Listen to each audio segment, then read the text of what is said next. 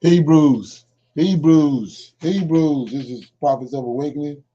This is our advanced Bible study night, the 2nd of April 2023. Okay. Topic in the class is going to be Jacob's Ladder Explained. Okay. So, with that being said, I want to let everybody know that you can go to our YouTube channel and go to Prophets of Awakening and check out our videos. There's a lot of information given, and the videos will connect dots for you and lead you into the truths of the Holy Scripture. And in your checking these videos out, if you like what you are hearing and receiving, I'm asking you to like, share, and subscribe to the channel. It'll be greatly appreciated. For those that don't know, this is a non-Messianic channel. We deal with the Tanakh and the Torah, Tanakh being the Old Testament, and the Torah being the first 5 books of the Old Testament that was given to Moses by the Lord of Hosts. Shalom and welcome to Prophets of Awakening, and welcome to our advanced Bible study. Okay, we're going to do our normal, which is a moment of silence, prayer, Psalms, read the Psalms, we do some current events, a little need to know information. Then we open up for some Q&A. Then we go into the topic in the room, which is Jacob's Ladder. Okay. So with that being said, this moment of silence is for the Lord of Hosts and all He's doing to bring about our prophesied deliverance from the way we've been scattered over the world. Oh Lord, we pray unto the Lord our God. We make our confessions, O Lord, the great and dreadful God, keeping covenant and mercy to them that love thee and to them that keep thy commandments. O Lord, righteousness belongeth unto thee, but unto us a confusion of face, as it is this day, to the men of Judah and unto the inhabitants of Jerusalem, and unto all Israel that are near and that are far off, through all the countries whither thou hast driven us, because of our trespass that we have trespassed against thee. O Lord, hear this prayer, cause thy face to shine upon thy sanctuary and thy people for your sake. O Lord, open your eyes, incline thine ears to hear, and behold our condition. O Lord, hear. O Lord, forgive. O Lord, hearken and do, and defer not for thy own sake. O my Lord, for thy people need you so very much at this hour. Peace be unto you. Okay? With that being said, let's read the Psalms right quick. Okay.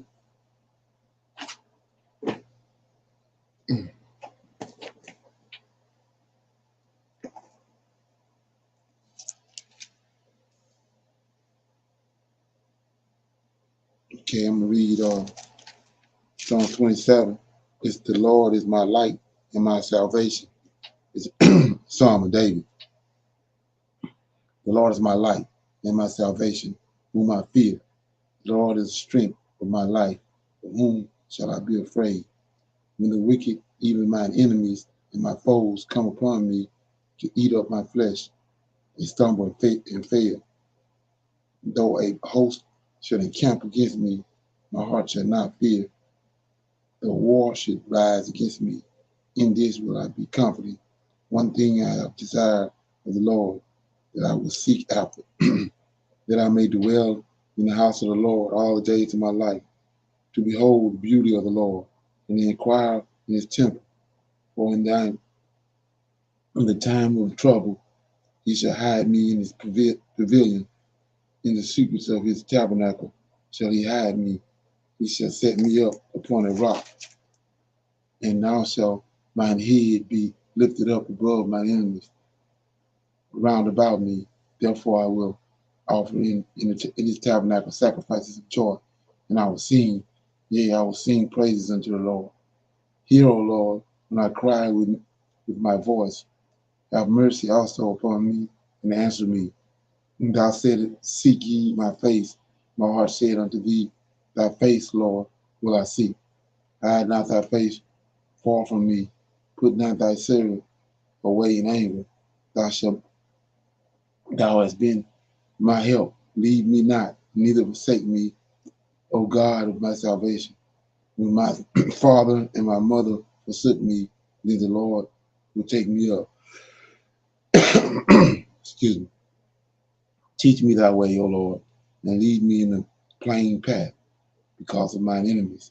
Deliver me not over unto the will of mine enemies, for false witnesses are rising up against me, and such as breathe out cruelty.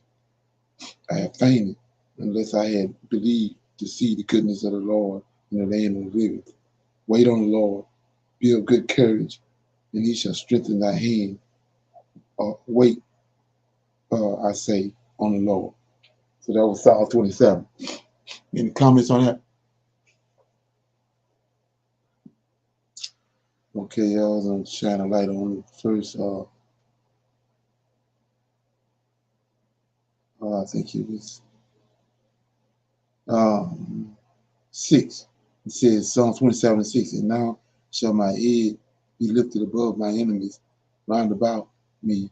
Therefore will I offer in his tabernacle sacrifices of joy, and I will sing, yea, uh, I will sing praises unto the Lord. So in verse 6, he's saying that he's going to be singing to the Lord and rejoicing while he's making sacrifices. And you keep reading, you'll see it says, verse 7, hear, O Lord, when I cry with my voice.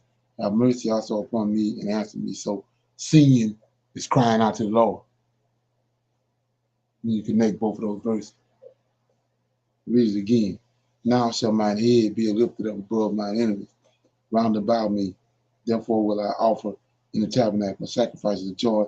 I will sing, yea, I will sing praises unto the Lord. Hear, O Lord, when I cry with my voice. Have mercy also upon me and answer me. Okay. Anybody else have anything on that? Okay, got some current events right here.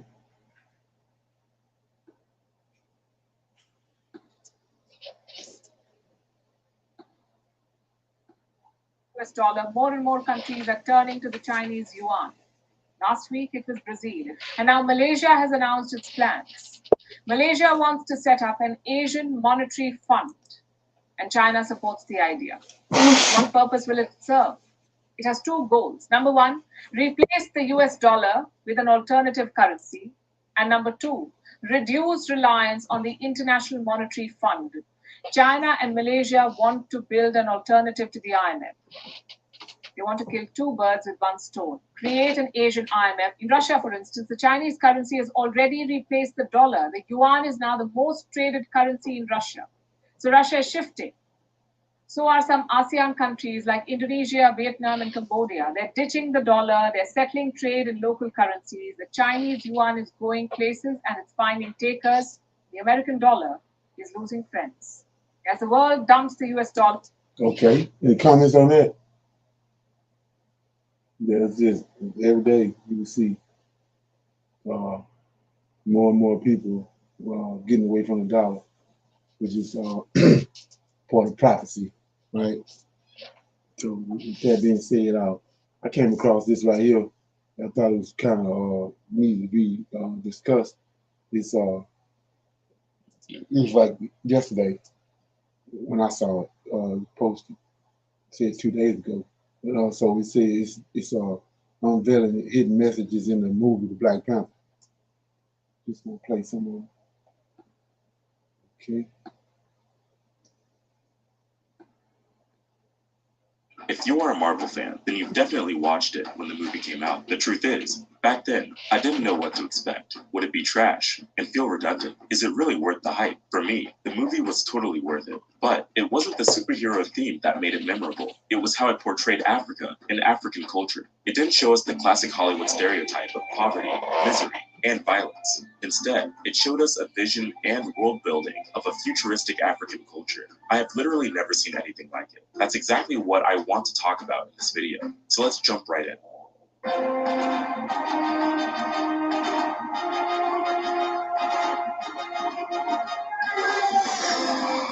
Let's face it, there is a huge difference between between how Africa is portrayed in movies and how it really is. Most of the time, we see this continent as being dangerous and mysterious, usually with limited ties to modern civilization, while in reality, the skyline of most African cities is nothing short of tall buildings, skyscrapers, and stunning architecture. Black Panther takes this stereotype, breaks it into a million pieces, and gives us a completely different perspective of African culture. Okay. The movie starts with narration. A man tells his son the history of their people. Centuries ago, a meteor that contained vibranium, the most powerful metal in the universe, crash landed in Africa. The 5 African tribes were constantly at war with one another. They all wanted possession of this strong metal. That's until the panther goddess, Bast, spoke to one warrior, shaman, and gave him an herb. This herb was a gateway to superhuman strength, speed, and instinct. The man became the first Black Panther, the protector of Wakanda. Warrior shaman received a vision from the panther goddess Bast, who led him to the heart-shaped herb, a plant that granted him superhuman strength. The Black Panther united Wakanda, but one of the tribes, the Jabari, wasn't that keen on agreeing to live under the king. Instead, they decided to distance themselves and live separately from the other tribes. Thanks to vibranium, the kingdom of Wakanda grew to become a technological marvel. As the years passed, the Wakandans used this special metal to build and improve. But as Wakanda developed, the rest of the nations were at war. To protect its people and the metal from the broken world, Wakanda used a cloaking field to hide in plain sight.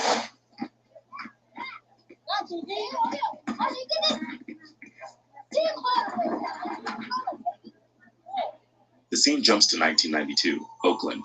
Children are playing basketball, while in one of the buildings nearby, Prince Njobu is discussing some strategies while working as an undercover spy with his partner Zuri. Then comes a knock at the door. Zuri asks if these are the feds, but upon a closer inspection, he sees 2 women dressed in tribal clothing holding spears. Prince Njobu, son of Azuri.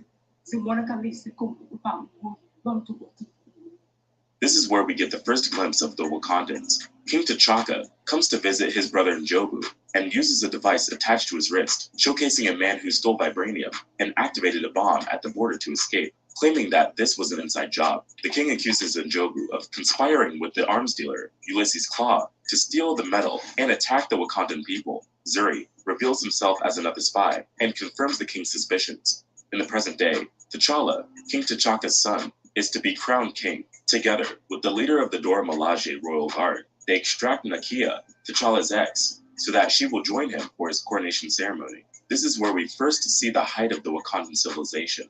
This fictional country is truly breathtaking.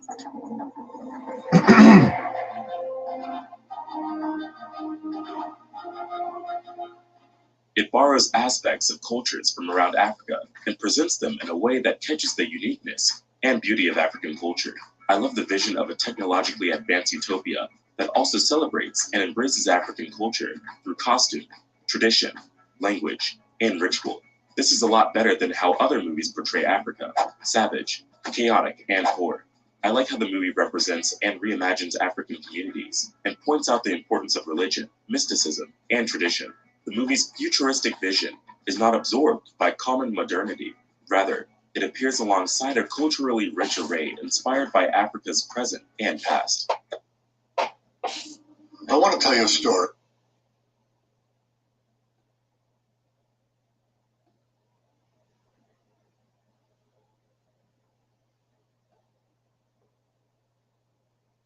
Different African ethnic groups. We can see this from the indigenous symbols and outfits, like the grass skirts, lip plates, cowrie shells adornments, and decorative scarring. I want to talk about this in depth. Despite having high-tech devices, massive buildings, and flying spaceships, the people still respect their culture and traditions. For example, oral tradition can be seen in the opening scene where the child wants to hear the story of home, which is the origins of Wakanda. These cosmological experiences and beliefs are clearly important to the people of Wakanda. Other than the symbolic elements and mysticism, we see that respect for culture and tradition is showcased in the clothes and accessories people wear. Black Panther is a fashion film as much as it is a superhero film, but this is the type of fashion that reflects a story, which blends perfectly with the African culture. I want to start with the grass skirts. When the Jabari challenge the future king, they enter the scene wearing grass skirts. As simple as they may be, there is a whole story behind these skirts. The Basotho people, native to South Africa, traditionally wore grass skirts. This garment was made of plant fibers, such as leaves and grasses. The Basotho people had different ways of dressing, depending on the occasion, age, and individual. After coming of age, the Basotho would make a skirt of woven fiber. They were also known for their headgear. Most of the headpieces were made out of leaves and straw, while some were made from animal skins. Those crafted from animal skin were traditionally worn by warriors. The Jabari in this scene are wearing headpieces that, in some way, look like they are made of animal skin. But there's also this intricate detailing that makes it unique and fearsome. Then we see the lip plates. Different African tribes indulge in body modification, like using lip plates, also known as lip discs or plugs. The women of the Mercy tribe, for example, wear lip plates to symbolize maturity. The plates reflect pride and beauty. If a man wants to marry a woman, he would have to pay her father's cattle. The bigger the lip plate, the more cattle it will cost.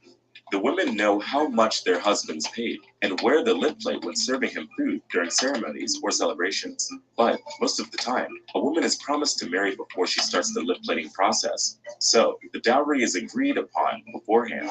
This makes the lip plate a symbolic part of the tribe's identity and culture. That's why these plates are often decorated with paint and intricate patterns.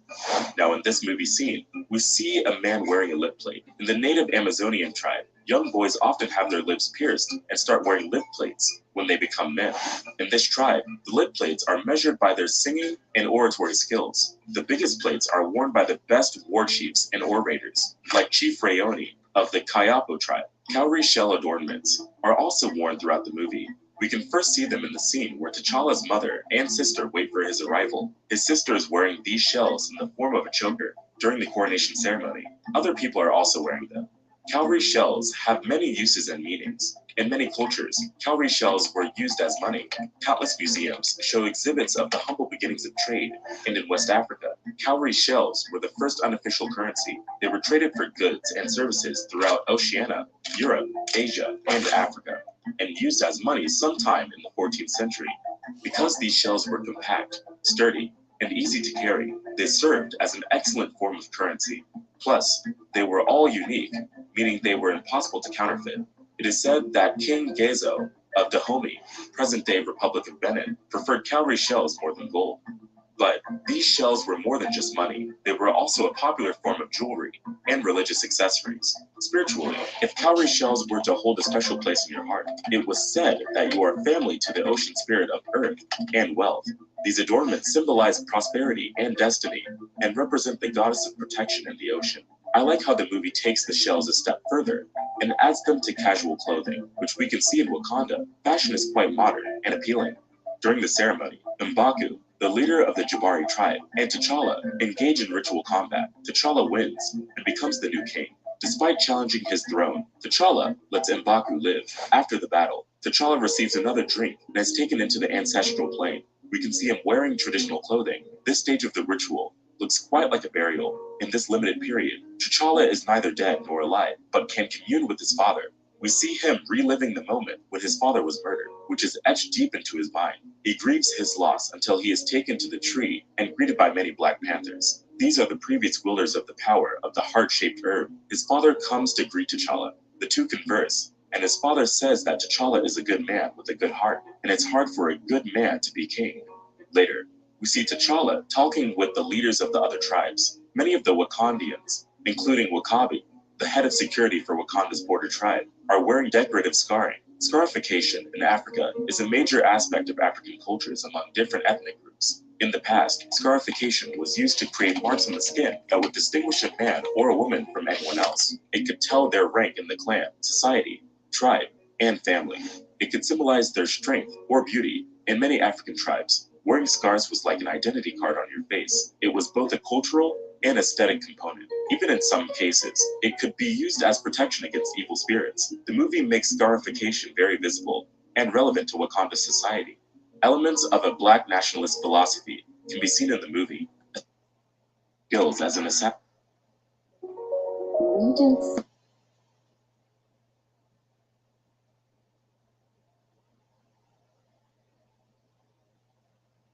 Scars. These are tribal marks called crocodile scarring and are used to represent every life he took. By showing these scars, we can see that Eric is a character obsessed with punishing his oppressors through the same kind of violence that's been used against him.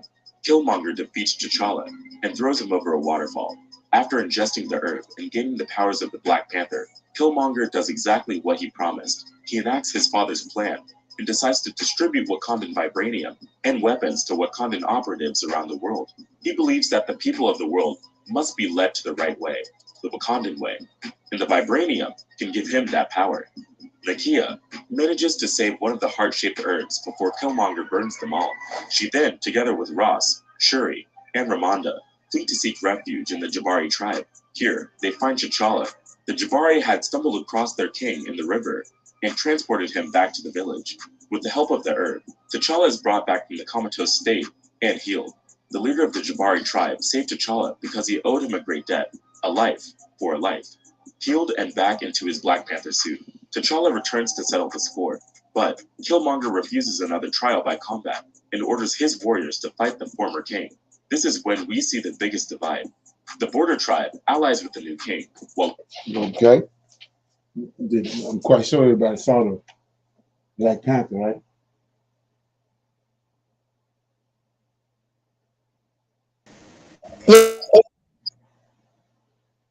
Hello? Yes, sir. I've seen it. Yes, I saw it. Get anything out of it?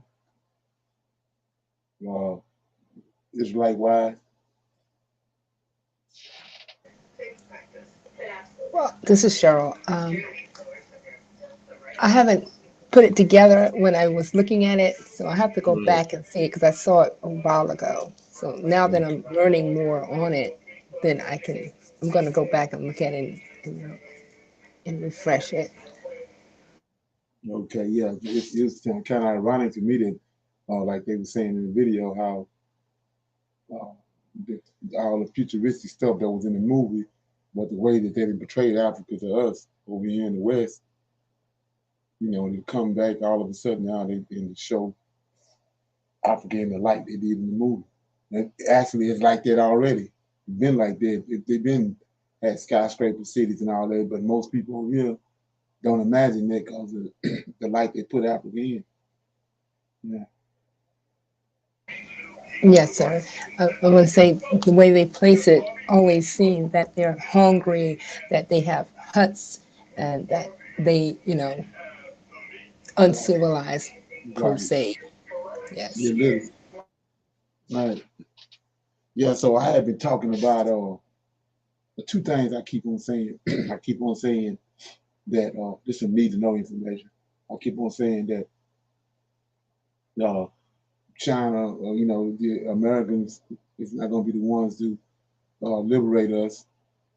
And then I keep talking about the Roll the Belt Initiative. And another one is that the fourth beast has got 10 different heads. And what we see with China coming on the scene is China is at 10th head. It's rising up. I was thinking that, you listen to the Christian pastors and all those mega pastors that, the 10, those 10 different heads going to come together at the end, 10 toes. They're going to come together with the Antichrist, but that's not the case. The full beast is diverse by way of transforming itself. The first three kings, they rose and fell in the same location where they was at. The Babylonians rose and fell in Babylon, in Chaldea. Then Medes and Persians rose and fell in the area where they rose up at. Same with the Greeks. And then the full beast, the reason why we're still dealing with it is it's able to relocate itself, transform itself, and move from one place to the next. Right? So let's look at it. Welcome back to the two-part series. Last week we talked all about the Russia-Ukraine conflict and how the United States is so heavily involved in that and why. This week we cover one of the most terrifying topics, I think, of today, and that is the China threat. We're going to go over all the things that they have their hands in, how they may or may not be controlling the United States and the rest of the globe, and what it looks like if these certain scenarios play out. Extremely informative, very, very factual. We brought in the resident expert on the topic, Andrew Bustamante. The guy is a wealth of knowledge when it comes to China. I think you guys are really going to enjoy this. Ladies and gentlemen, let's get to the show. Please like, comment, subscribe. Go over to Apple Podcasts and Spotify. Leave us a review. Tell us how we're doing. And if you get anything out of these shows, anything at all, share it. Share it with everyone you know. This is real stuff. It's very important. I think everybody needs to be educated on this topic. It becomes more and more of a threat every day. All right. With that being said, let's keep it positive. I love you all. Thank you for being here. Enjoy the show. Cheers. Previously on the Sean Ryan Show. What is it about you that you think they found interesting? I think they knew that I was an Air Force Academy graduate. From the time that I turned 17, my entire life has been in service to the federal government. Conflict seems to be all around us these days. The real reason the United States is involved in Ukraine is because as long as we keep a proxy war happening in a third world country like Ukraine, we're wasting Russian resources. If the war in Ukraine ends, Russia starts to rebuild in concert with China, and now we have two enemies. And as we waste and deplete Russian resources, we only have to compete against one other country in the world, China. This incredible product cleans any toilet in 60 seconds with scrubbing.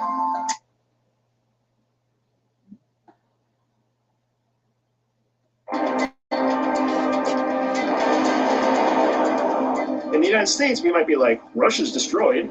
That's awesome. Paris took a bomb. That sucks. Americans are still safe. High five. Right? That's how we think here. That's how we have to think here. If we're really thinking about a world that is led by the United States as their economic superpower, that's how we think. I'm going to split this into a two-part series. Let's take a break, and then when we come back, we'll pick up the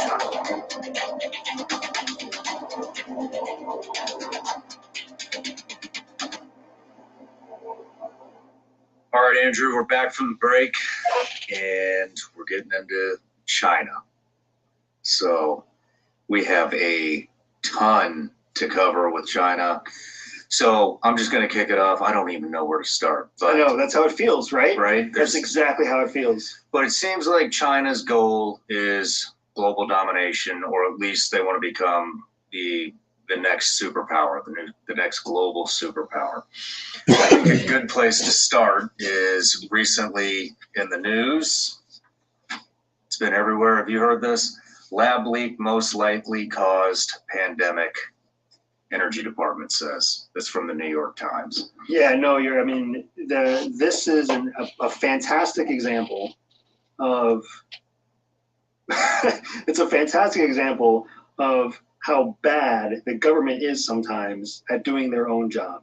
Yeah. Right? So the Department of Energy basically ran a study, and then they weren't careful enough in the use of their terminology, and then a line out of place essentially turns into this gigantic media frenzy that is essentially trying to say that the government is confirming that the coronavirus came from a lab in China. Yeah. So I think this is a fantastic place to start, because multiple government agencies have looked into this and have reviewed the findings that the Department of Energy used to make their statement, and they've all confirmed that there is not enough evidence to be able to refute or deny that coronavirus is either natural or man-made from a lab. But the Department of Energy did their own thing, right? Didn't properly vet it, didn't properly communicate it. So we've got this open question now about, is the government trying to hide something? Can we say that it was developed in a lab? Whatever else it might be. It's important to me because there's a lot of, rightfully so, there's a lot of very concerned and upset people about COVID, right? About coronavirus, or the novel coronavirus that became COVID-19's, causing factor. And it's been a core facet of our lives, whether we like it or not, for the better part of 45 months, I think. Like, it's a long time. It's been a long time. Real quick before we dive into this, because I want to hit coronavirus. Sure. So this is we've been talking about. I've talked about it. You've talked about it. I've heard it on interviews. How the media is essentially just a bunch of bullshit nowadays. And so here, this is just one article that I pulled up. I pulled up New York Times, and like I said, the headline is "Lab Leak Most Likely Caused Pandemic," Energy Department says. Then if we read here, new intelligence has prompted Energy Department to conclude that an accidental laboratory leak in China most likely caused the coronavirus pandemic, through U.S. spy agencies remain divided over the origins of the virus, American officials said on Sunday. The conclusion, You gotta get out of there. I love everything you just said, but it doesn't answer my question. Why do you think that, what makes you believe that the coronavirus was not released and was not an act of war with everything else that they have going on? I'm just going to run through some stuff. These are all categories I want to talk about, but Just to say, China, your bad health practices made this happen. That just opens the door to China being like, well, your bad decision about these health practices made it into something that it wasn't, right? Underground criminal network, we would put layers in place to protect our involvement. That's just how mature operations work. Everything happening here does not sound like a mature operation. It sounds criminal. Factor never disappoints. The convenience of Factor.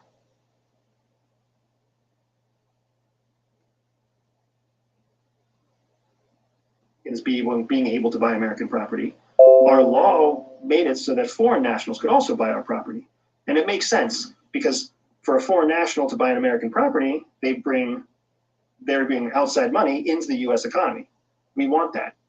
And then the United States always has the right to basically take eminent domain or some other policy or government structure to pull back the property and make it ours and take ownership away from a foreign national. So we've always had that kind of clause where we could just take it back if we wanted to and keep their money. Somebody lobbies to have an article written, whatever it might be. And that may not be true for your mainstream media like your Washington Post and your Economist and your CNN. They just want clicks. They'll create their own garbage.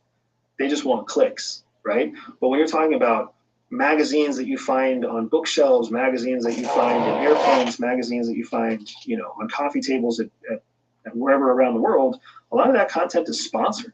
Somebody wants you to write about something, so they pay the magazine to write about something, and through a cutout of a cutout, the Chinese can just funnel money into certain content that they want to have created. Not just the Chinese. The Russians can do it, the Iranians can do it, the North Koreans can do it, the Colombians can do it if they choose, right? We do it just as well, right? We can direct and drive content creation in all sorts of mediums all across the world. When you talk about things like YouTube, when you talk about things like Instagram, when you talk about any popular tool out there is a potential avenue for a paid sponsor or paid ad or content that is intentionally created and then optimized to reach a certain audience. It's a difficult, challenging world that we live in because content can be crafted and tailored and targeted so well. It's also an area where we tap into some of the best freedom and the best information that we can get, because conversations like this are very real. The only reason this real conversation can happen is because of the same tools that other people use to pervert true information. Out of all the stuff that we've talked about so far, I mean, what do you think is the most concerning? Or do you have anything to add? Do you have any other? The most concerning thing to me is definitely the fact that China has gotten to a place, specifically with China. The most significant thing about China is that it's gotten to a place where it has the potential to direct next steps in Europe. Hypersonic missiles, Huawei, rare earth minerals, Belt Road Initiative, they're involved in all sorts of stuff. That one thing, to me, is the most imminent, pressing concern.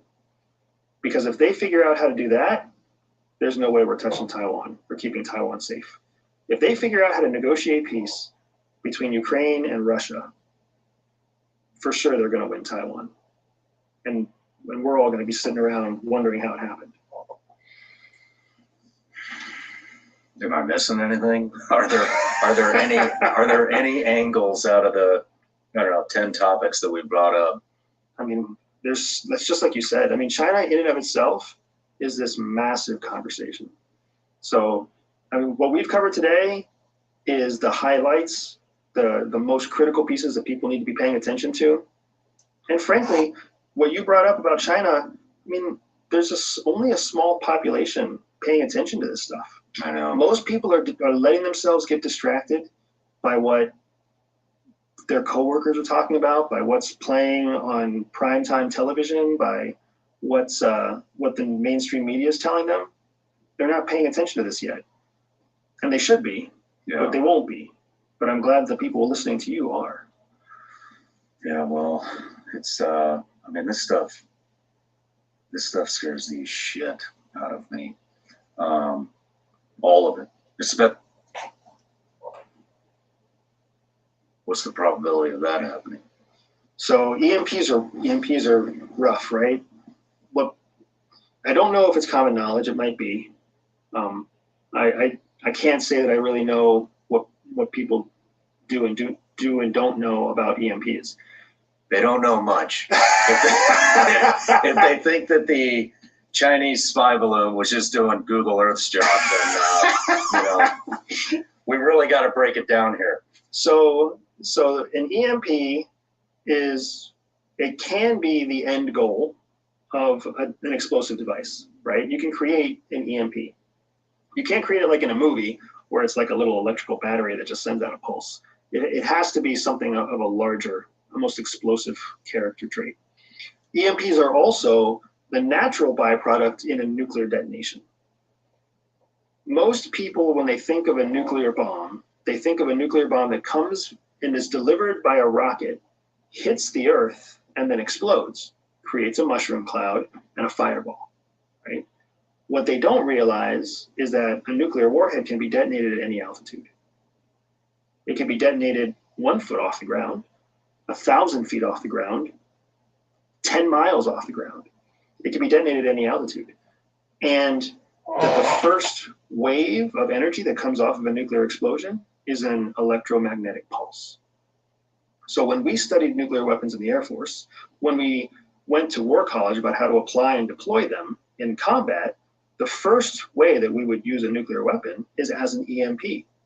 So you would send it, you'd launch it, the whole world would see it coming, right? But then you would actually detonate at altitude. And you would detonate at altitude so that it would send a very large, widespread, conical EMP that would short the fuses and communication devices of everything within its reach, right? So 2 miles off the ground, you might be able to neutralize 15 square miles of landmass, right? 4 miles off the ground, you could neutralize 50 miles of landmass. So are these accurate numbers? They're rough numbers. There's an exponential benefit to how far you can neutralize based on the altitude above ground, right? What's the widest area that a EMP, a capability that you know of? Mm-hmm. How much land mass are we talking? It would all depend on the yield of the warhead. So I don't remember how big our largest warheads are. That number might be classified still for all I know. But if you were to detonate a large warhead at a high altitude, you would have a huge EMP.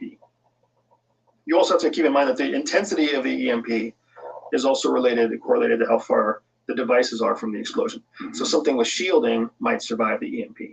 Something with no shielding might not survive an EMP blast that's done in the atmosphere. You know what I mean? So that's what we have to think about when you talk about EMPs. The main thing we have to consider is that there has to be some kind of blast to neutralize everything, unless you're talking about a focused energy weapon, which could also do the same thing, short something out, right? And we would absolutely expect in a large-scale conflict, a modern-day conflict, you would expect to see cyber warfare to help jam signals, followed by some kind of EMP blast to destroy the software and to destroy the hardware that would carry the software, assuming they could ever fix the cyber attack. And then you'd basically have neutralized command, communications, and relay capabilities. And then you would move in with your attacking force. I mean, it's all energy. All directed energy. We're giving away our. Okay. Any comments on that? If you want to watch all of that, it's CIA spy, the U.S. versus China, the new Cold War. Any comments? Notice he mentioned the Road and Belt Initiative. A lot of people don't know how big that is, but yeah. Yes, it's a lot to take in. Yeah, that's where we at. The average person ain't paying no attention to that, but it's all Bible. Okay, but so I'm gonna open it up for some questions and comments. Anybody got any questions, comments about anything they want to talk about? Dialogue? Well, I just want to go back to the first part of it when he was talking about Wakanda. One of the singers that came from, I don't know particularly what area of Africa it came from, his name is Seal, and he had a lot of markings in his face. Right. Yeah, I think that came from an accident. Yeah, the accident. If I'm not mistaken. Yeah, but anybody else got anything? Yeah, so I'm gonna play this right here. It's tied to this is from Orion they came, right? And I was back in a couple of videos back in the day. I was telling you about, and I even mentioned it recently about David Icke and his he got a bunch of books, but the one I was saying was the biggest secret. And the very first chapter in that book is talking about reptilians. It's a race of reptilians it's a race of reptilians that exist on this planet, and they've been here forever. And so when you look at that, all you have to do is go to the garden. That's what showed up in the garden was a reptile, serpent, right? And so, with that being said, I don't know if anybody familiar with Orion, the star constellation Orion. It's tied to the Egyptians was big on stargazing. That's all they did. 24/7 was dealt with stars and the arrangement of stars, and every year where they was at, what time of the year they dealt with all that, and they learned it. We know that those fallen angels, when they came down here, and they went to Mount Hermon and made a pact because what they was getting ready to do, they was getting ready to defile themselves. Right? They knew it was wicked as hell, so they made a pact, and then from there they went to Africa. It started. That's where they took the wives from. Was in Africa. Now how we know that because of the giants all over Africa. Land of Canaan in Africa is where they went after they made the decision to cross the line. They went to Africa. That's why Africa got all these different gods, because they was dealing with these fallen angels. All the stuff that we read about in the book of Enoch, about each one taught to people certain things. When you look at that, what they taught is all centrally located in Africa, in the Egyptian culture. To tell you that's where they came down here. But anyway, those 3 pyramids that's up on that's in Egypt, the ones they're always talking about, on the Giza Plateau, they're aligned to the star constellation over Orion. Okay? So with that being said, I'm gonna play this. I thought it was pretty interesting. A living body of information that's not static, it's not fixed. It's designed to be constantly updated when new discoveries come to light. One of the things that's echoed in the ancient stories around the world, whether it's Plato talking about Atlantis, or the ancient Egyptians in the Temple of Sais, is that we find that they discuss how the civilizations have been destroyed from periods of great flooding, but also extreme heat and fire. It's about totality of all of these different catastrophic events that have led to the disappearance and destruction of these pre-Diluvian civilizations. There are petroglyphs all over the world with the same exact shapes, telling us that this was a worldwide plasma event that was documented and recorded by countless cultures, including the people of Easter Island in the Rongo scripts. There's no cultural memory in humanity of how they made these megalithic structures. There's no recollection of the engineering technology that's required to create these structures because it wasn't their technology. It was the God's technology. That's why we can't do it again. We're writing a new story right now. We have to, because the evidence no longer supports the story of the past. This is where our new story begins.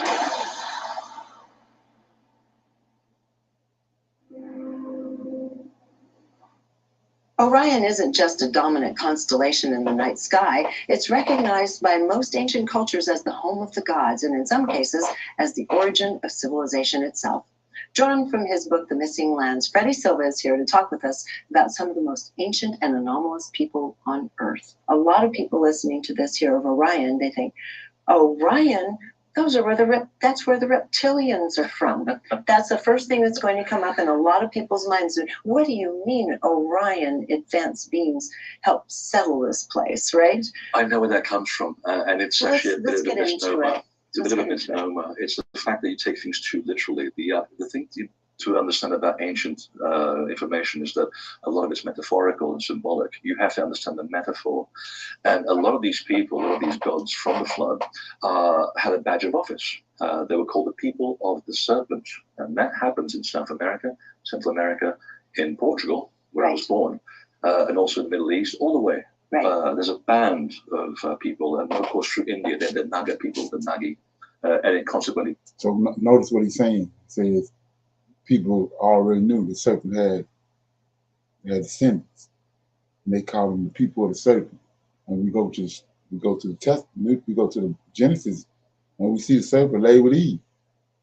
And then we see in Genesis chapter 4, starting at verse 16, they give you the lineages of serpent seed. And then they show up in Genesis chapter 10 as Adam descended. But he's telling you right here and showing you that it's people on the earth that was identified as descended from the serpent. The Anunnaki, as they were called in India.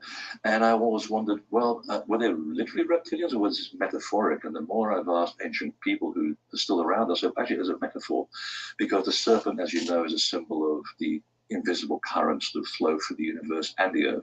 Through flows of consciousness. Yes, and they behave like serpents. So if you're a master of the natural laws, which the gods were, which is what made you a god, it wasn't the fact that there was a guy sitting on a throne with a white beard. That's not what it meant. The god was any person, any mortal being that had control of the laws of nature becomes a god, because a god is a force of nature.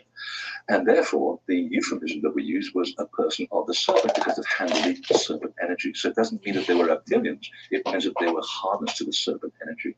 So they understood the laws of physics and how to manipulate it. So that was the whole. So anybody on here see the movie when it came out, or have they ever watched it? Noah.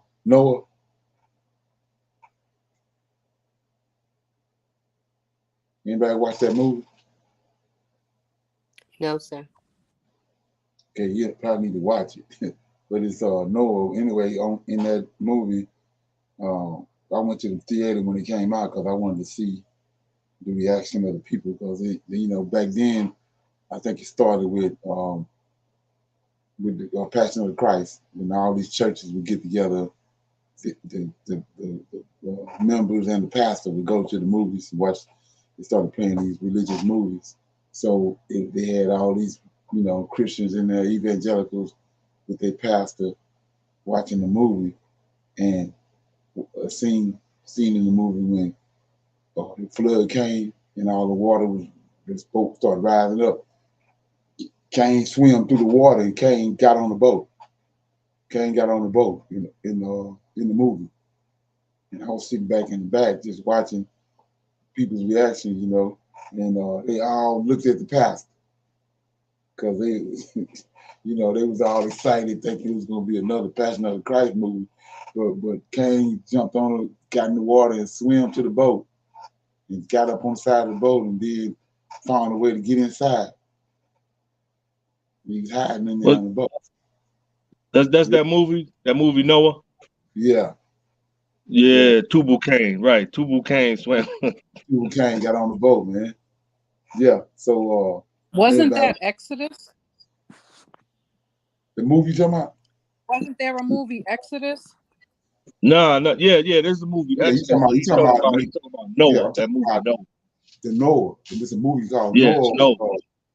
Can't think of the actor that's in there, but he Russell Crowe. Yeah, Russell Crowe was a Noah. So anyway, so the part I was saying was like I was saying recently, how when they start talking about the serpents and all that, they talking about Sumner. They believe that those gods that came down is the actual people that created humans. That we looking at in Genesis when it says he created a man and woman, then he took the dust of the ground and made Adam. They believe, and they, indirectly trying to say it's these gods that came down from in Sumner, which is these gods tied to Orion. They tied to Orion. Yeah. You don't understand the stories and understand all that. You want to know what they doing. Right. Right. That's Enki and Enlil, and right. The god over them is Anu. Right, exactly. And another about that too, Enki and Enlil tied to them Amorites. They tied to the Amorites.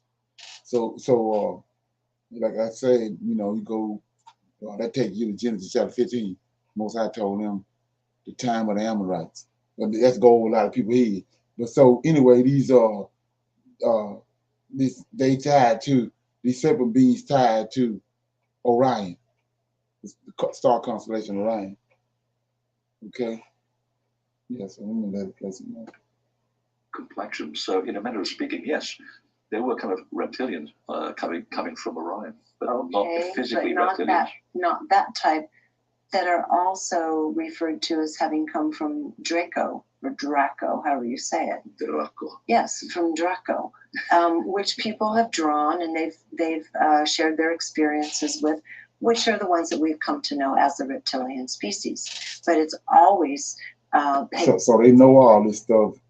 When you understand this, like in the Vatican, then those over there with the Freemasons, the real Freemasons, because Freemasons over here, that ain't nothing but compartmentalization. They ain't getting, when you start talking about those white lodges over there in Great Britain and England and over there, they know all this. They know what all this. They know about all this.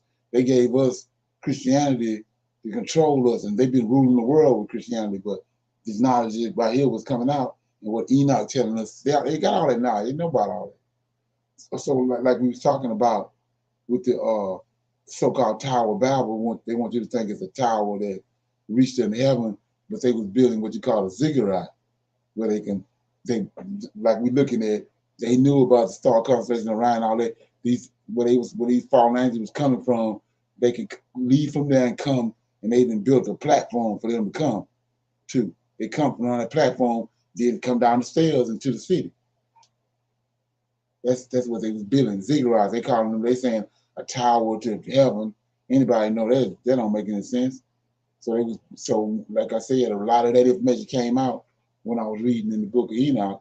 I was reading the book of Lamech about what was going on in the city of Enoch, and the same thing was going on in Sodom and Gomorrah. They was setting up these platforms for these fallen angels to come to and come down on. Just like they came down when they made the oath. When they went, the 200 angels made the oath. They came down on the summit. That's pretty much like that's made by nature. But men start wanting them to come to certain places. They'll make a platform sort of like a plateau for them to come down to. and it'd be inside the city. And they'd come down there. So it was giants, fallen angels, all inside these cities. And they don't want us, they didn't, covered over that information. Back to Orion in almost every conversation that the reptilians are from Orion. But in fact, this isn't the reptilians in physical form that I'm talking about. Would that be more representative of having come from Dracos? It comes from somewhere else. It's a completely different story altogether, because the people, these gods that came from Orion, were represented in human form. In fact, the euphemism that I hear all the time is they were human-like, but not quite human. So see that's like the scripture. He says, "Let us make man in our image." See? So he's telling you that their original form is the Most High made them as humans.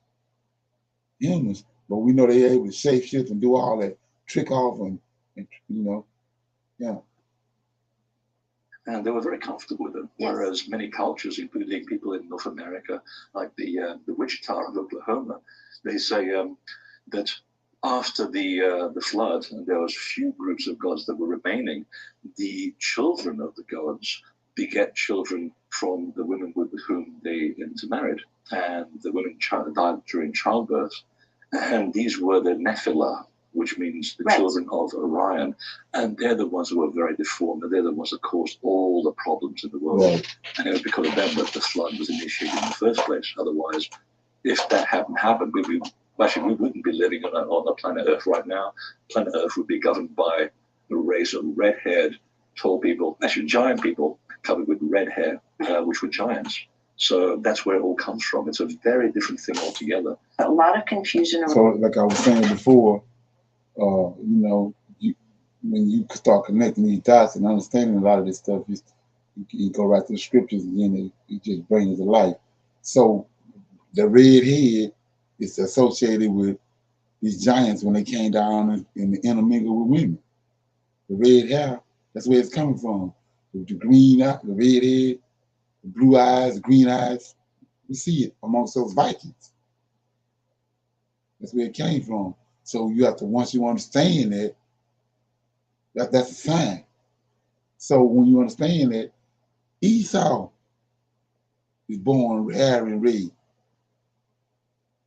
So you got to go back to look at all the information you done found out what happened with Adam and Eve in the garden and them two boys.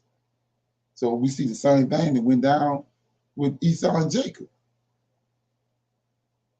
How you get red hair? How did Esau come out red? Red hair and hair. That's not no characteristic of Adam. Yeah, look at from me. Around the Anunnaki and where they came from. Oh God, yes. It's a minefield. Again, we tend to focus on the negative. It's always the fall of watchers, and that means that everybody was bad people and they did human experiments. Yeah, if you read the original story, there was a small group of these watchers who were basically craftspeople. They're masters of certain arts. Each one of them is responsible for knowing something intimately about the subject. And they decided to go, sayonara, we're out of here. We're going to hang out with the humans, despite the fact they were told not to. That created all kinds of problems. That's not who we are you saying that's the legacy we know of? That's the legacy that we tend to focus on, whereas the rest of the story, the 80% of the story is like, well, actually, we had the Lords of Anu, who were the hierarchy, who said that, even we... Sons of Watchers, so to speak.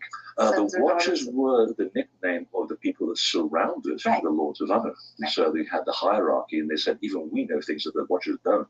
So what's the argument? The Watchers really know what they're doing, and they know quite a lot, but once they really know, that we teach them something else that we know, and even we don't know everything knows, because of the Lord of Anu itself knows everything.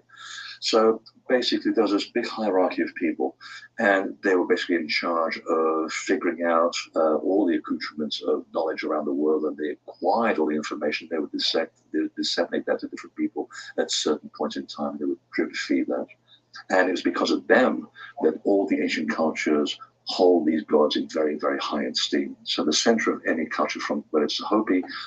So when you look at that right there, you can see that when you understand what Melchizedek means.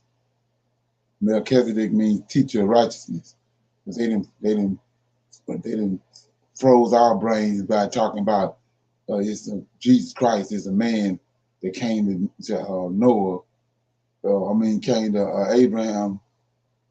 But Melchizedek is a teacher of righteousness, right knowledge. Adam was Melchizedek's title. Adam was Melchizedek.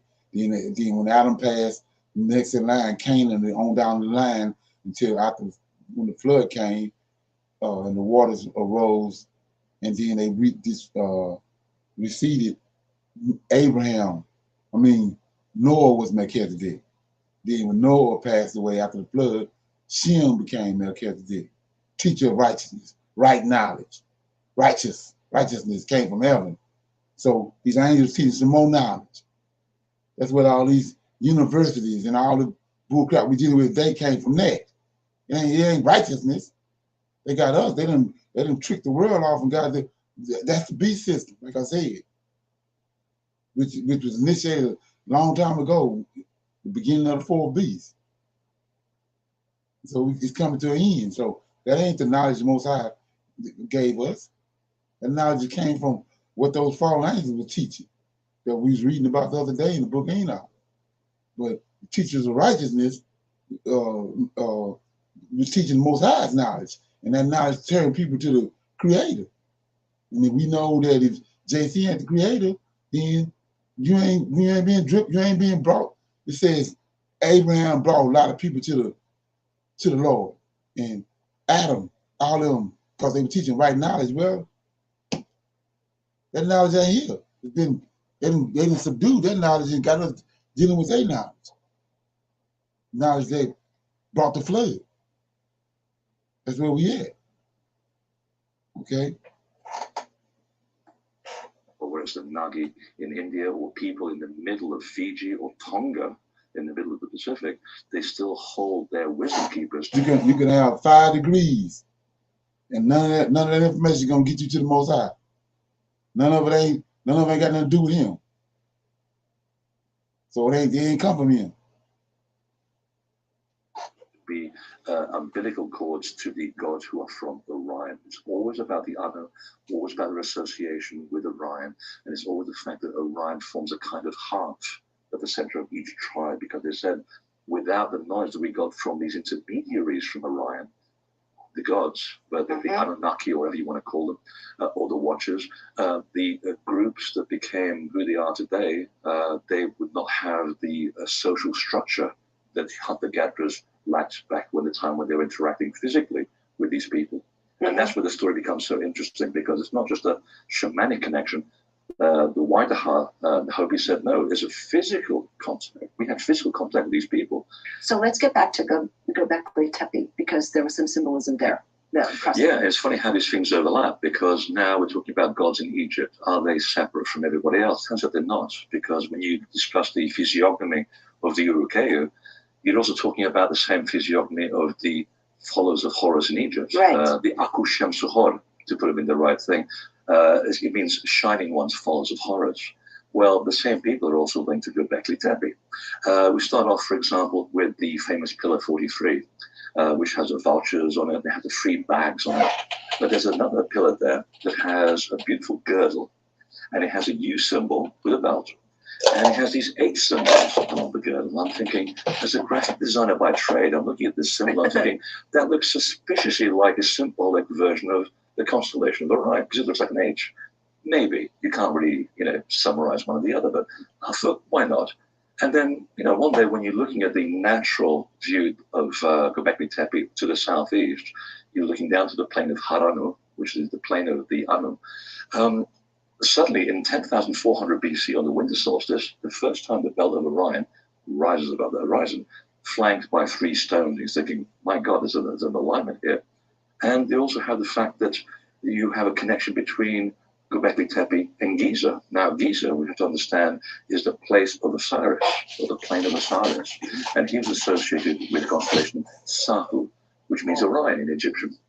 So Osiris is the embodiment of the constellation of Orion in the earthly form. And we now know, thanks to both Val and Gilbert, that on the spring equinox, 10,400 BC, the pyramids match the constellation of Orion.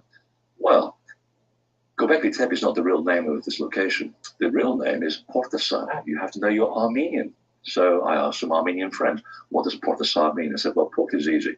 It means umbilical cord. I thought, okay, what does Asar mean? Silence.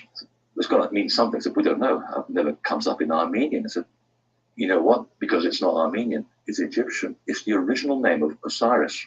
Osiris is a Greek name. Asar is his real name, so it's Porta Asar. Now you've got the umbilical cord of Osiris. And I'm thinking, my God, Orion. So why is it an umbilical cord? It's that moment where you get a download from the management that shows me the image of a lion going through the three pyramids, and I'm going, okay, I'll go back to get my diagrams out and archaeological surveys and Google Earth and draw a cord between the corner of the small pyramid of Giza and the large pyramid, and guess where it ends up? Göbekli Tepe. So there's your umbilical cord. So we have these places which are connected to the same star, the same gods that describe the same physiognomy, very tall, elongated heads, red hair, and always dressed in very long gowns, and they're master astronomers, and they're always associated with the flood mythology. So Göbekli Tepe, Giza, and the Uruk-hai of New Zealand are now all one of the same group of people. I'm bringing all these examples up, and you've given me this information, and some of the other people I've interviewed, to get back to the consistency of this story. If we're looking at Orion as the birthplace of some horrible controlling entities, we're off base, and so much of kind of the new archaeology, when people are doing revisionist history, really is skewed toward the negative in that sense, and which is a real shame, I think. And it creates kind of almost it's overlaying conspiracy theory, really. It really is. It does. And it goes back to what I was saying, that when I started on this path, I was also taking things very literally. But once you develop a sense of wherewithal and also experience, you begin to realize that if you ask the natives what they meant, you get a much clearer answer. And they said, well, it's all symbolic, it's all metaphorical, because we don't just hand you the information, because there are good people and bad people. And if you get to the Southwest for a while. Secret. If you're a homeowner in Louisiana and you're still paying for electricity,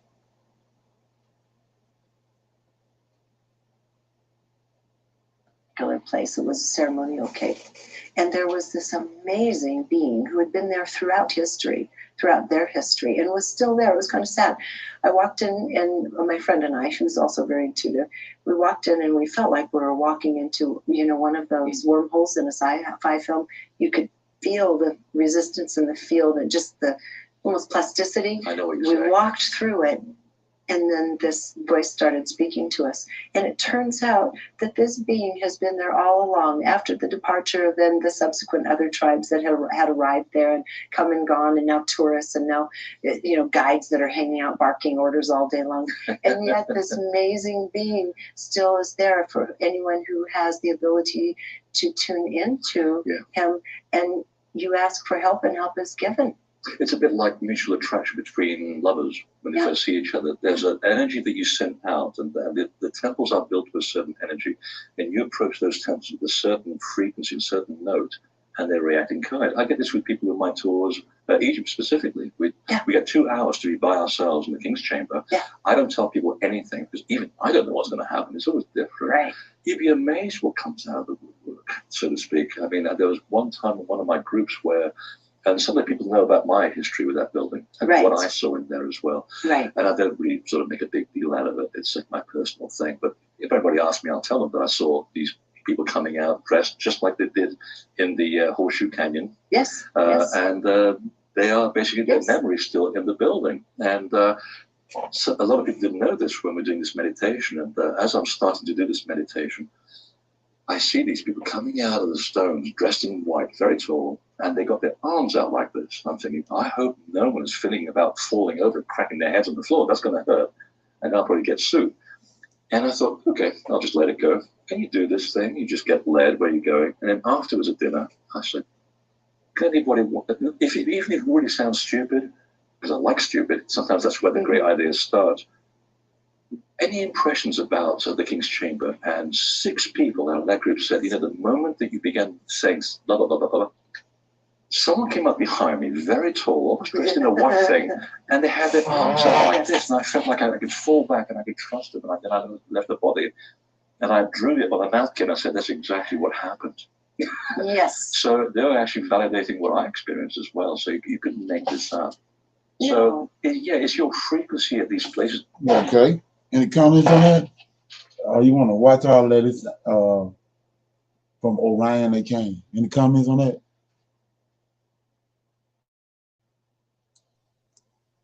Okay, I got a question.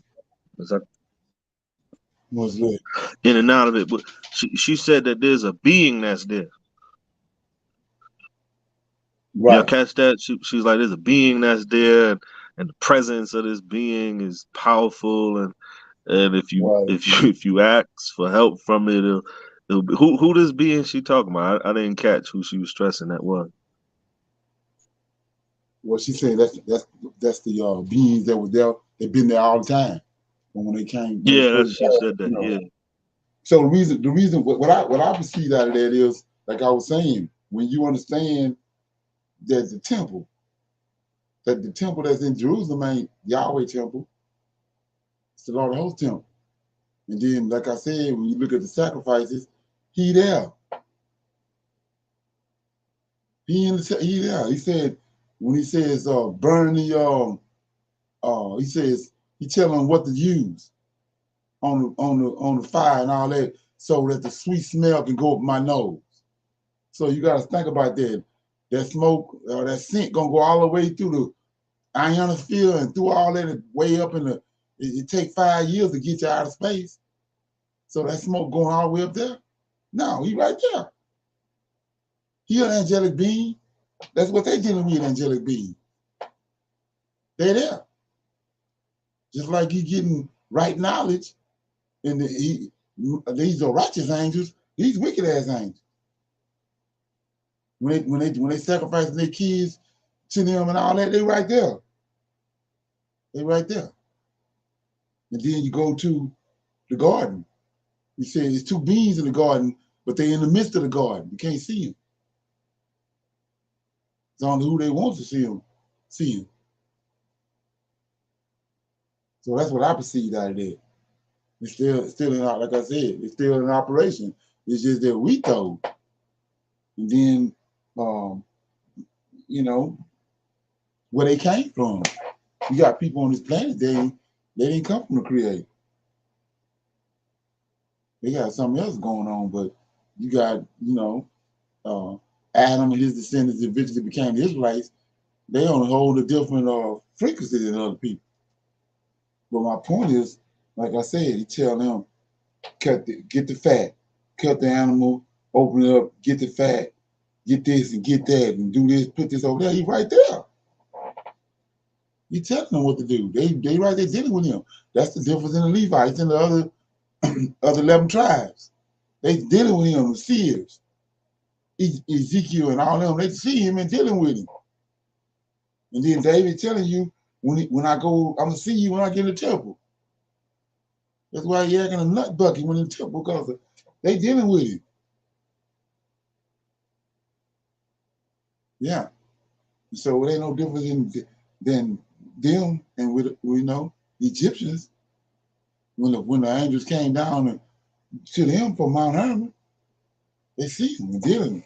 And then another thing he said was, we know it's all these religions is they polytheists. It's more than one being they're dealing with. So like he was saying, it's the same being. Because they got them over there, they give them one name in Greece and another name in Egypt. But all of them dealing with a pantheon of gods. That's them 200 or remnants from the 200. They're dealing with them, they see them. I mean, you got to be able to see them. They having children. They're dealing with them, you know.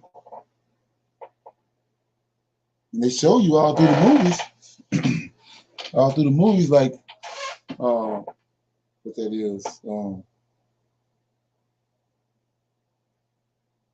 Alexandria, the movie Alexandria, when Olympias kept on telling Olympias was married to Philip, Alexander's daddy, and she keep telling him, and Philip was pissed off about it, but she just kept telling Alexander, your Philip ain't none of your dad. She said that, she was up in that, they always had them, like I said, they built on these ziggurats inside these cities, and always they're showing you up in the highest room, highest tower, the light on up there, and there's a woman up there. So she said Zeus came up there, came to her. She had intercourse with Zeus, which is Lucifer, and she told him Zeus was his dad. That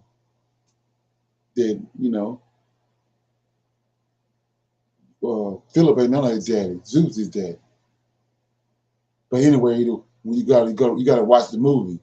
So all this stuff go over the average person head, because they ain't doing no reading or no studying. But this big bird, Thunderbird.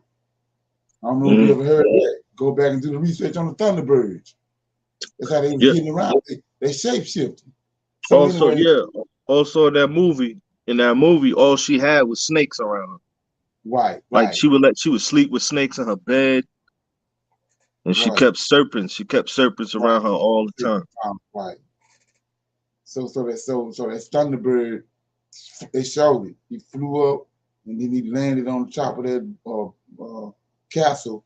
But when he landed on top of the castle, then he came down. Now he's a man, and the thing about it was he looked exactly like Philip. Like shape-shifting. So there go the whole story right there. When he came to her, he looked just like Philip, her husband. Then they did what they was gonna do. Then he left. But this is the trick too. When they go to war, when those Greeks and Romans go to war, they look up in the sky, especially the Greeks. They look up in the sky for this bird. See if he up there, this Thunderbird, before they go to war. And so you thinking that's nut bucket stuff, but when you understand what's really going on, yeah. And then that's where when you start talking about, the guy mentioned the fact that he said when those Ojo, it's OJ I think it's OJU. This they don't ever talk about these giants. You got giants from when the angels came down and slept with women. You got the giants. Them was a certain type of giant, but you got where the angels were sleeping with animals. That's the Oju. That's where the coming in eating humans coming in from, because they got part animal and part human characteristics. Them the ones where the reason where the flood had to come. And they also tied to the Amorites. But anyway, so when you understand that, they're able to change. He said, well, how did they sleep with a giraffe? He changed it to a giraffe. How you sleep with a whale? He changed it to a whale. You know what I'm saying? So he flying from getting from one place to the next. These Thunderbirds. Then he get there and he show himself like a man, go in there with a woman at. The husband off somewhere up in a fighting or something. Then he shows up and as him. And so a prime example of that is when he's talking to the King of Tyre. He knows what's up. He telling him, go talk to the King of Tyre. But he said the King of Tyre was in the garden. That's Samuel. He said, you sitting over there in Tyre, you brought all this traffic to you. Yeah. So then when you understand how it really going down, that's Satan. But he's addressing him where he at. He's the King of Tyre, posing as the King of Tyre. Okay. Any comments on that? You have to go back and look at all that, like I was saying before with that when mean, I don't know if anybody got it, but you go get that The Biggest Secrets by David Icke, that book right there. That's just like the Bible, that first chapter. And they serpent beings, the humanoid serpents, serpent beings. That's what came in the garden to Eve. Shining one. Then she said she's looking at him, and he's pleasant to the eyes. Showing. Then we saw. I don't know if anybody. I mean, I was reading out of the book Adam and Eve. That's really where you get a good bit. You can really get what's going on because it says that they came up out of the water. You came to Adam and Eve, carrying them on top of this. They was on top of the summit, and they came to them as if they was angels of the light. But he said they ascended out of the water, and then he asked them where they was coming from, and they said we come from another world. It's better than this world.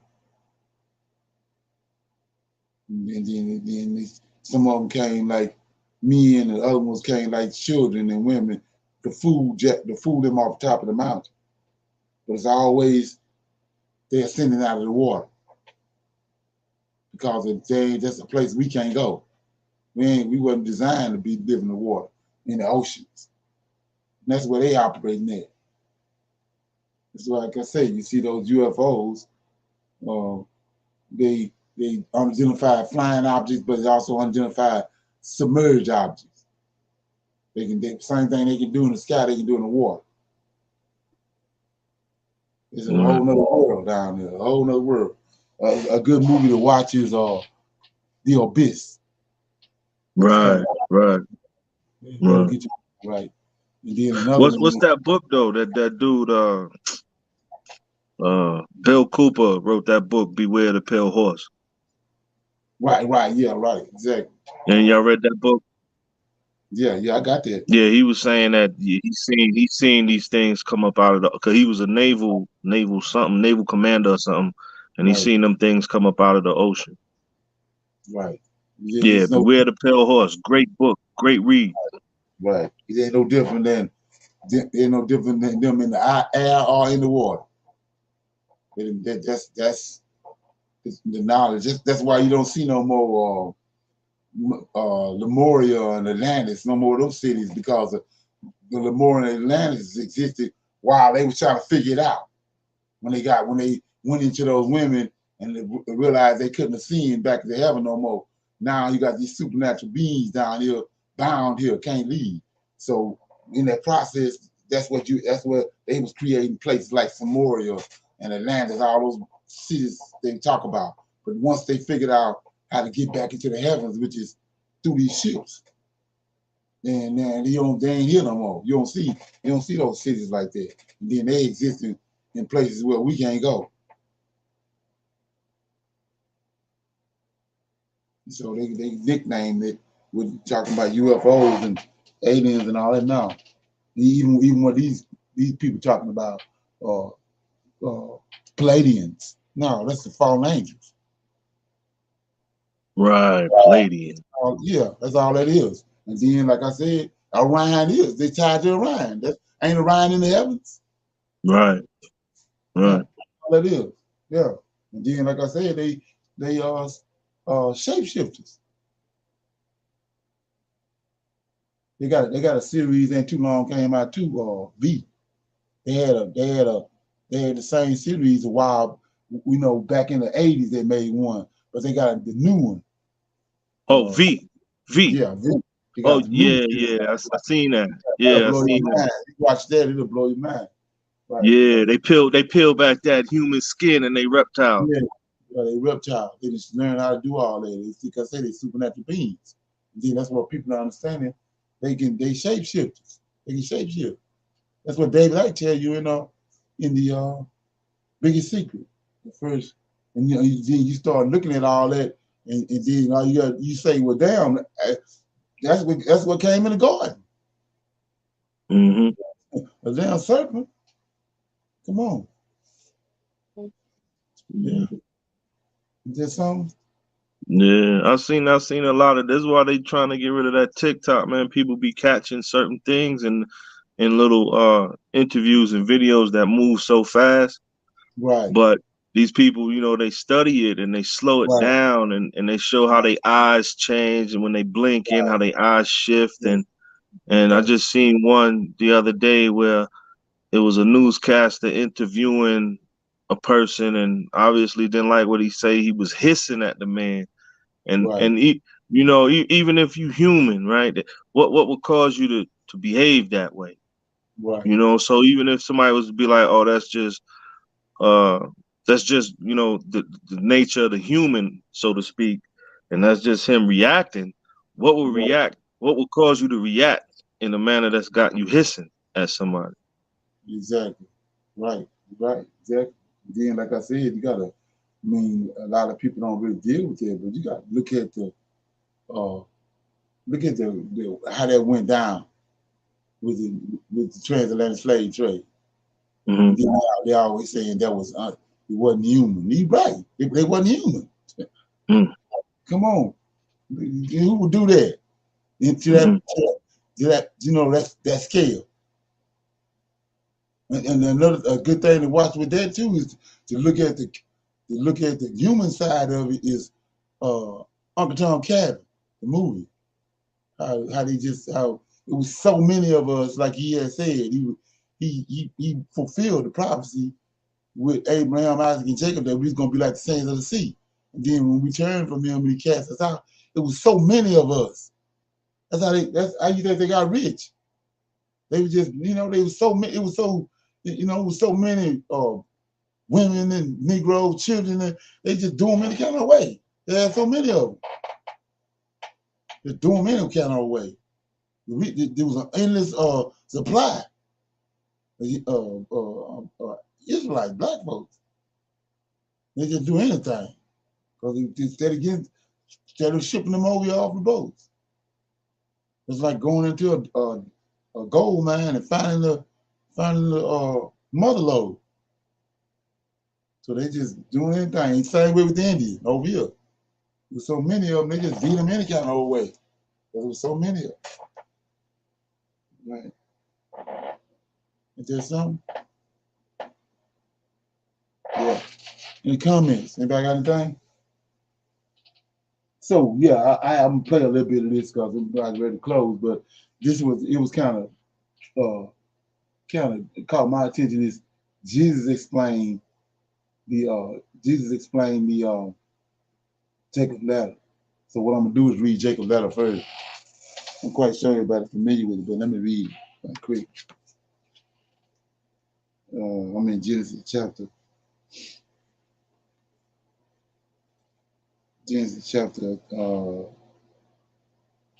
26, I think it is.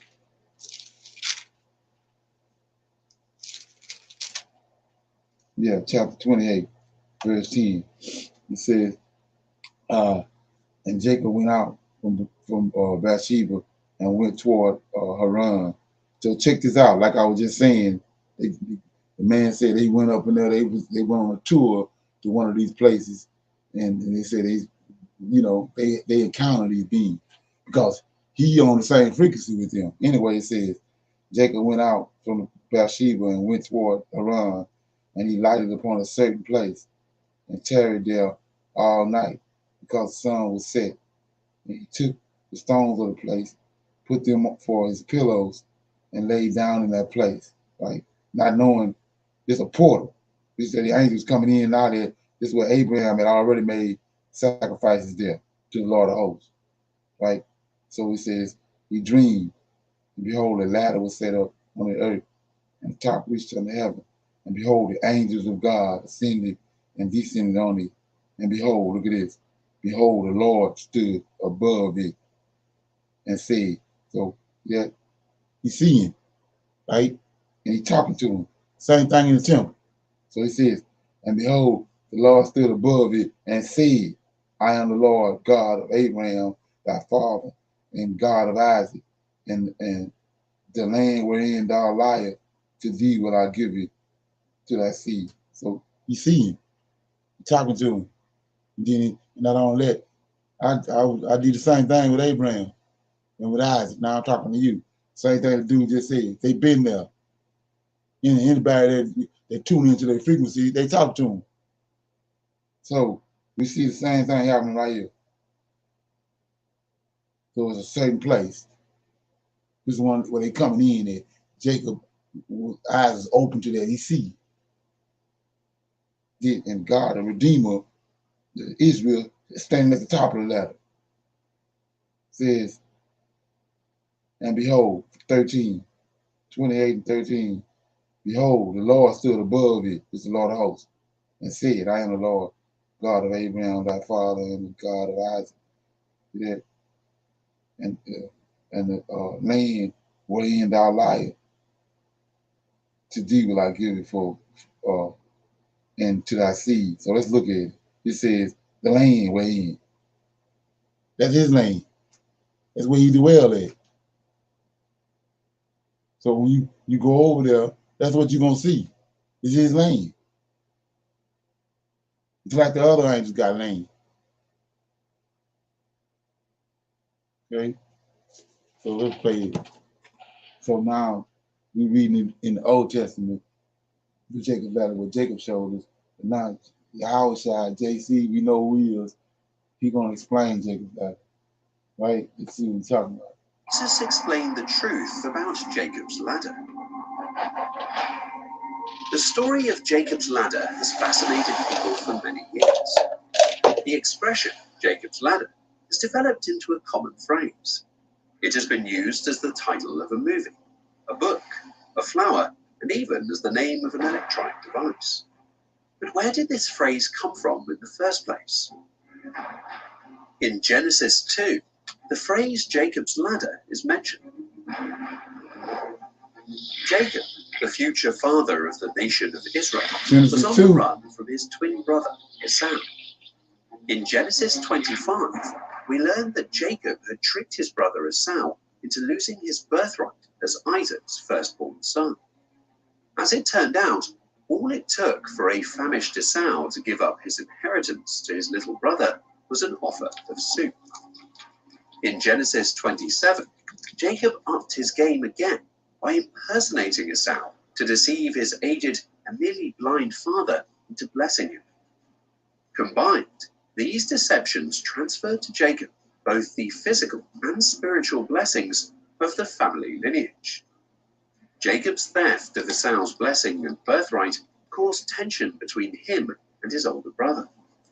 Because of this, the Word of God says, Genesis 27:41. So Esau hated Jacob because of the blessing with which his father blessed him. And Esau said in his heart, the days of mourning for my father are very near. Then I will kill my brother Jacob. Esau meant every word he spoke.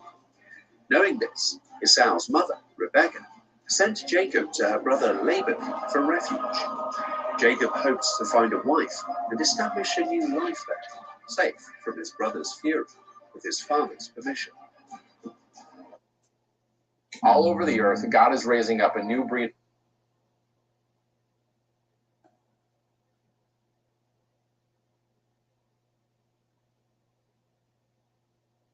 Or staircase.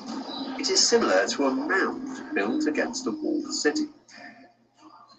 Jacob did not simply receive a vision from God, he also acquired a message from God. For I will not leave you until I have done what I have promised you. Then Jacob awoke from his sleep, and he said, without any doubt, the Lord is in this place, and I did not realize it. So he was afraid and said, how fearful and awesome is this place! This is none other than the house of God, and this is the gateway to heaven. So Jacob got up early in the morning, and took the stone he had put under his head, and he set it up as a pillar, that is, a monument to the vision in his dream. And he poured olive oil on the top of it to consecrate it. He named that place Bethel, the house of God. The previous name of that city was Luz, almond tree. Then Jacob made a vow, promise, saying, if God will be with me and will keep me on this journey that I take, and will give me food to eat and clothing to wear, and if he grants that I return to my father's house in safety, then the Lord will be my God. This stone, which I have set up as a pillar, monument, memorial, will be God's house, a sacred place to me. And of everything that you give me, I will give the 10th to you as an offering to signify my gratitude and dependence on you. This is Jacob's first supernatural encounter with God, and it parallels Abraham's in Genesis 15. It's also worth noting that Jacob is nearly the same age as Abraham was when God told him to leave his home and travel to a new land. A ladder set up on the ground. This is more accurately expressed as a ramp or staircase. It is similar to a mound built against a walled city. Jacob did not simply receive a vision from God, he also acquired a message from God. The word for Jacob confirmed the promise made to Abraham and Isaac. Your descendants will be like the dust of the earth, and all the peoples of the earth will be blessed through you. This is the first time Jacob has heard God's promise. It wasn't new information, but it became real for him when he realized it was God's promise. When Jacob awoke from his sleep, he knew exactly what had happened. He concluded, surely the Lord is in this place. He concluded, and I did not know it. The place had not changed. It was still the desert, with only a rock as a pillar. But God appeared in that place. He appeared to Jacob in his brokenness and weariness, because he needed Jacob to reach the end of himself before relying on God. We know Jacob had a new encounter with God because he was afraid, not of Esau, but of the one true God. A greater fear had driven out a lesser fear, because God's power had triumphed over Esau's power. Therefore, since we have been justified, that is, acquitted of sin, declared blameless before. Okay. Any comments on that?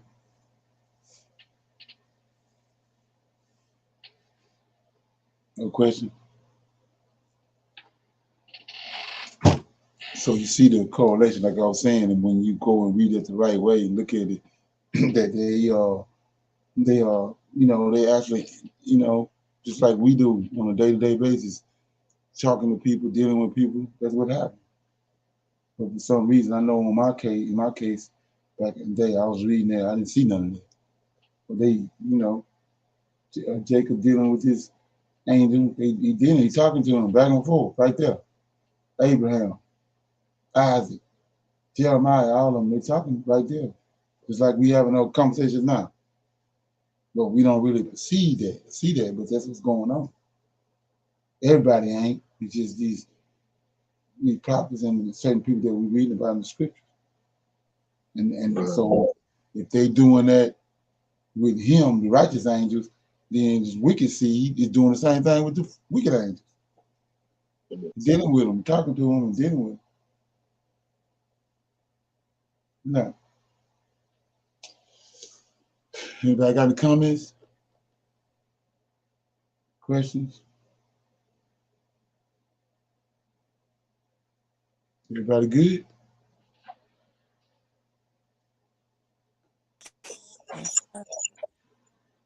Okay.